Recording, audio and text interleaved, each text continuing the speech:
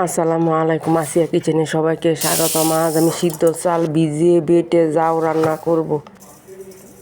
সিদ্ধ চালটা এখন ভিজিয়ে রাখবো, রাত্রে ভিজাবো, সকালে উঠে চালটা বেটে নিব। চাল ভিজা হয়ে গেছে, চালটা ধুয়ে এখন বেটে নিব। পাটার মধ্যে চালটা দিয়ে মিহি করে বেটে নিব। এই চালটা বেটে জাউ রান্না করলে জাউটা খেতে অসাধারণ হয়, সাথে যদি ভর্তা থাকে আরও খেতে ভালো লাগে।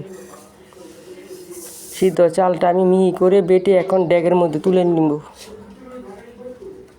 চাল বাটা কাইয়ের মধ্যে দিয়ে দিব পানি দিয়ে কাইটা গুলিয়ে নিব।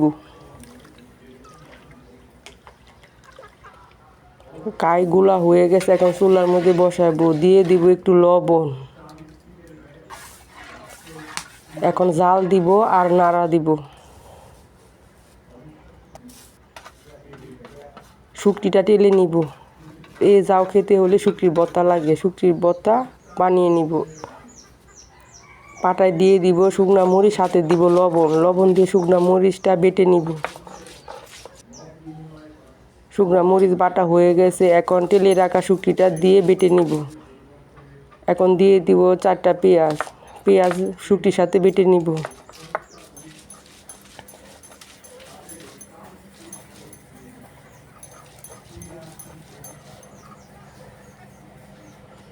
শুকটির ভর্তা বানানো হয়ে গেছে, এখন বাটিতে তুলে নিব।